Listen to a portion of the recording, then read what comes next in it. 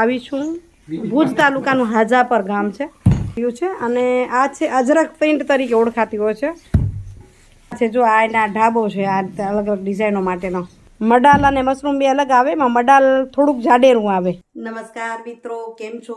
મજામાં? સ્વાગત છે તમારું મારી YouTube channel Natural Life with Dina પર. મિત્રો સવારના 8:45 વાગ્યા છે, તૈયાર થઈને નીકળું છું. વિડીયોની શરૂઆત કરું. જો કે વિડીયો કર્યો છે તમને પાછળ બતાવું, મંદિરનો જ વિડીયો કર્યો છે તો તમે જોઈ લો. આજે મંદિરે દર્શન કર્યા અને નીચે ગંગાજી છે એના પણ દર્શન તમને કરાવું છું. હમણાં અધિક માસ છે તો ઘણા લોકો ત્યાં નાવા આવે છે. તમે પણ જુઓ, ભુજની આસપાસ રહેતા હોય, દર્શન કરવા આવું અને નાવા આવું તો આવજો એટલા માટે. ઓમ નમો શિવાય, નમઃ શિવાય. ઓમ શ્રી ગંગેશ્વર મહાદેવ. ખારી નદી ભુજના દર્શન કરીએ. આરતીની તૈયારી થઈ રહી છે. ગણેશજી, હનુમાનજી મહારાજ, નંદીજી મહારાજ અને ભગવાન શ્રી શિવશંકરના શણગાર થઈ ગયો. આરતીની મહારાજ તૈયારી કરે. મા ઉમા પાર્વતી,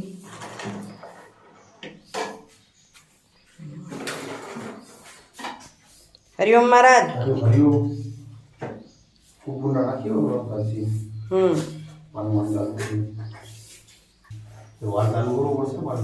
એમ ને? હા, ભલે ભલે.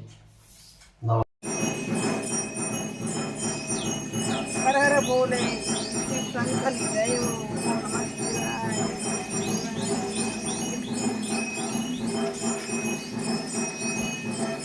તમે જાઓ છો બધા ઘણા છે.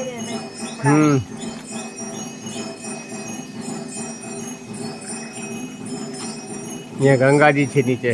હા, આ ગંગાજીના દર્શન કરીએ. ગંગાજી જમવા અને બે કુંડ નાહવા માટે. મોટે ભાગે અધિક માસમાં બહેનો જ ઘણી નાહવા આવે, પણ આ કુંડ બે છે ભાઈઓ બહેનો બેન નાહવા માટેના. ગંગેશ્વર મહાદેવે નાહવા આવો તો આવજો, દર્શન કરજો અને આ સરસ મજાના ગંગાજીનો અને મહાદેવજીના મંદિરનો લાભ લેજો. આ ફૂલડા અહીંયા સરસ આવ્યા હતા.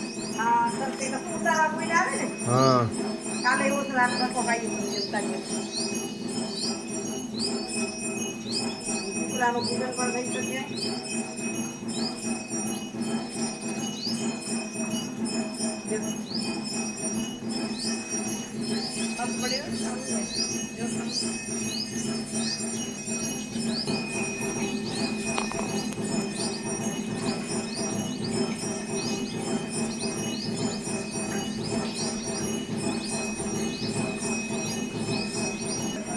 હા, કીડિયા મૂક્યા હતા. કોઈક ઝાડના થડમાં નાખો એટલે કીડિયું ના આવે ને. ભીંધું કરેલ હશે ક્યાંક, ઝાડના થડમાં મૂકો તો કીડિયું ખાઈ જાય.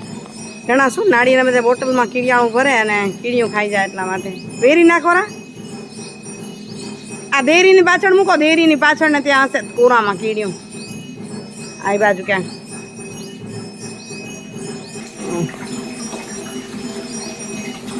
અહીં પાણી.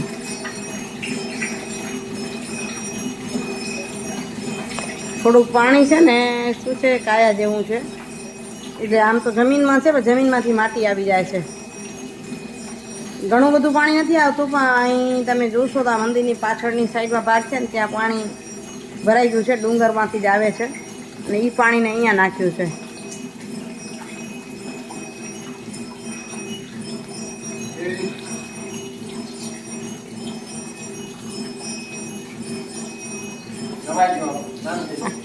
પવિત્રમ પવિત્રમ કરી લ્યો કા. હા હા, બરાબર. આખા નાવા નાવી કાંઈ નહીં. મોઢું ધોઈ લો, મોઢામાં દાંત ફેરી લો એમ થઈ જાય. મન ચંગા તો કાથરોટ મેં ગંગા, એવી કહેવત છે. પગથિયાને બધા થોડા એમાં થઈ ગયા, ઝાડના કારણે ઉપડી જાય. આ બાજુ સારા હાલ પીપળો રહ્યો ને તો પાળના કારણે ઉપડી જાય. હવા મસ્ત આવે છે. હા, હાલો દર્શન કરી લઈ ભગવાનના. તો મિત્રો દર્શન કર્યા. હવે હું નીકળું છું ભુજ તાલુકાના હાજાપર ગામે. હાજાપર અને હરુડી બે ભુજ તાલુકાના ગામ છે. કોટડા ચકાર છે ને એનાથી પહેલાં આવી જાય. તો હશે કાંઈક બતાવવા જેવું તો બતાવશું, નહીં તો ત્યારે નીકળું. જલ્દી જલ્દી 8:45 થયા છે. 9 વાગ્યાની બસ છે. લફરા બસમાં ચડવું છે. કેટલાય નામ સાંભળ્યું છે, લફરા લફરા બસમાં ચડવું છે. ચાલો જો અહીં આવી છું. ભુજ તાલુકાનું હાજાપર ગામ છે. આ છે ને કચ્છમાં અજરકપુરના નામે બહુ બધા વખણાતાઓ છે, ઓળખાણો છે. અજરકપુર, ધબડકા, પણ અહીં અંતરિયાળ ગામોમાં પણ આવું કામ થઈ રહ્યું છે. અને આ છે અજરક પ્રિન્ટ તરીકે ઓળખાતી હોય છે. તો આ છે ને ઓરિજિનલ કલર પર જો કઈ રીતે લગાવી રહ્યા છે. મેં એમની પાસે માહિતી લીધી તો કોઈ ઝાડ પાન, કોઈ કાટ, એટલે ઓરિજિનલ કલર છે, કેમિકલ વગરના. આ કચ્છની એક કળા છે. જો આ એના ઢાબો છે, આ અલગ અલગ ડિઝાઇનો માટેનો. સાડીઓ છે, ડ્રેસ મટીરિયલ છે, આમાં જ બને છે. ખૂબ મોટી મહેનત કરી રહ્યા છે. જો આ ભાઈ કારીગર છે, એમના મમ્મી છે. અમીબેન પંચાયતના સદસ્ય છે, એટલે એમને મળવા આવી હતી. અને આ સરસ એક મોકો મળ્યો જોવાનો, તો તમારી સામે પણ મૂકી રહી છું આ કચ્છની કલાને. તમે આના કોઈ ઉત્સાહી કે મંગાવવો હોય તો મને કહેજો, હું લઈ આવીશ તમને અહીંયા હાજા પર. હા, કે આ વસ્તુ સારી વસ્તુ છે, એ લેવી અને જોવી પણ. અને આ છે રતિબેન, જે હાજાપર ગામના સરપંચ છે. હાજાપર ને હરુડી જૂથ પંચાયત છે. રતિબેન રબારી, એમને એ જ મને અહીંયા લઈ આવ્યા, એટલે મને આ મોકો મળી ગયો. શું નામ તમારું ભાઈ? મારું નામ રાયમા ઇસ્માઇલ. ઇસ્માઇલભાઈ. ઇસ્માઇલભાઈ, કેટલા વર્ષથી આ કામ કરો છો તમે? હું 10 વર્ષથી આ કામ કરું છું. 10 વર્ષથી આ કામ કરો છો. તો તમારી સરસ ફાવટ થઈ ગઈ છે આ ઓરિજિનલ કલર કરવા માટેની ને. આ નેચરલ અજરક કહેવાય. નેચરલ અજરક કહેવાય એમ ને? અચ્છા, કચ્છમાં અજરકપુર વખણાતું એટલે અજરકના નામે જ આ થયું. હા, અજરક સરસ સરસ. નેચરલ કલર બધું નેચરલમાં જ થાય. હમ. આ અને તૈયાર માલ મળ્યો છે. આ તૈયાર માલ છે. જો તમને બતાવું, સાડીઓને પડ્યું છે. આ છે દુપટ્ટો છે. આ બધું જ મડાલ સિલ્ક છે. હો, મડાલ અને મશરૂમ બે અલગ આવે. એમાં મડાલ થોડુંક જાડેરું આવે. આ દુપટ્ટા છે. અને હા, આ સાડી છે. આ પહેરવાની બહુ મજા આવે, એટલું સ્મૂથ કપડું હોય. અને હા, અને તમે આ પહેરો ને એનો લુક જ કાંઈક અલગ હોય. શું નામ તમારું ભાઈ? નૂર મહમદભાઈ, તમે કેટલા સમયથી આ કામ કરો છો? તમે? હા, મારો દીકરો જ કામ કરે છે. તમે નથી કર્યું? ના, હું ખાલી એને હેલ્પ કરું. ઓકે, એટલે કારીગર તમારા દીકરા જ છે કા? દીકરા કામ. વાહ, સરસ સરસ. આખું પરિવાર એમાં ને એમાં કામ કરતા વાંધો ના આવે. હા.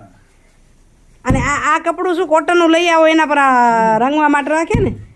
તો આ નીચે ટેબલ ખરાબ ના થાય એના માટે. હા, બરાબર છે. આ છે ને અમે વોશિંગ થઈ જાય એટલે પછી એવું ને એવું થઈ જાય. અચ્છા, અમે ખેતી કરતા તો અને અઢી ટાઈમ વાપરતા આ પછીનું એવું જ આવે યાર. જાડું. આ બધા ભાઈઓ કારીગર જ છે? હા, કારીગર. આ બધા કારીગર બે અમારા. હા, તમારા જ દીકરા છે?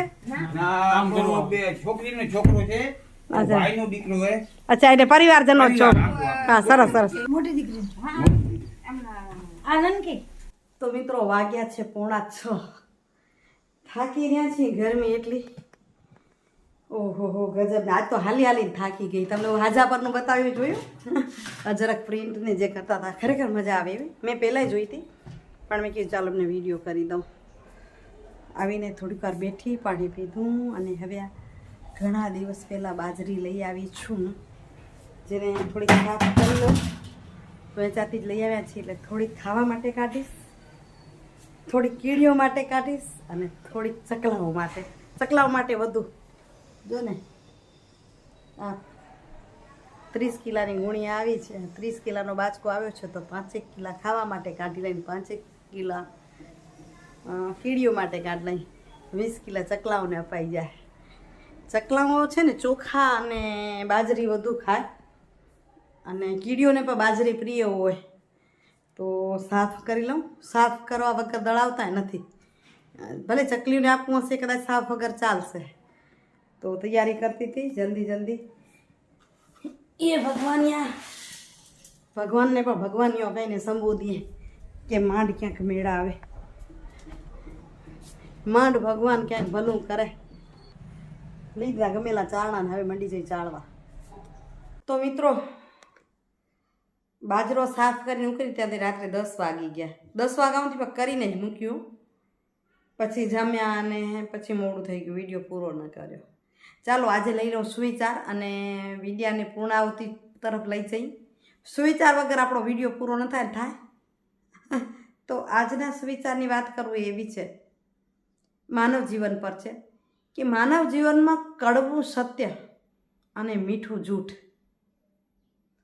કડવું સત્ય અને મીઠું જૂઠ એ સંબંધોની પરીક્ષા લે છે. તમને વિચારવું પડે કે કડવું વચન બોલે છે, કદાચ સત્ય વ્યક્તિ હોય તો જ કડવું વચન બોલે અને જૂઠા વ્યક્તિ મીઠા શબ્દો બોલે. આપણે સંબંધ નિભાવવા માટે નક્કી કરવા પડશે કે આ બેમાં સાચું કોણ છે. કડવું વચન કહેવાવાળા પોતાના હોઈ શકે, બરાબર ને? એ જ રીતે આ બેને પારખતા જશો, સત્ય ધીરે ધીરે જીતે છે. એમાં પોતાને આપણે ખ્યાલ આવી જાય કે એમનું વચન કડવું હતું પણ એ સાચા હતા. એટલે સત્ય ધીરે ધીરે જીતે છે. અને જે વ્યક્તિની અંદર અહંકાર હોય ને એ સાચા ખોટાની ધ્યાન ન કરે અને અહંકારી વ્યક્તિને ધીરે ધીરે ધીરે ઇન્સાન તરીકે ખોખલું બનાવી દે છે. એટલે માણસ ખોખલું થઈ જાય અંદરથી. તો આપણે શું કરવાનું? તો આપણે, મને લાગે છે કરવાનું કે જ્યાં વિશ્વાસ છે ને એવા સંબંધોને નિભાવો. સંબંધો આપણી પરીક્ષા લેશે, તો જ્યાં વિશ્વાસ છે એવા સંબંધોને નિભાવો. જ્યાં સ્વાર્થ છે એને ઓળખો. સ્વાર્થ ખાતર કેવા ખેલ ખેલાઈ રહ્યા છે. જ્યાં સ્વાર્થ છે એને ઓળખો અને જ્યાં દિલ દુભાય એનાથી તમે દૂરી કેળવો. તમે પણ દૂરી કેળવો, કોઈનું દિલ ન દુભાય એવા પ્રયાસ કરીએ આપણે.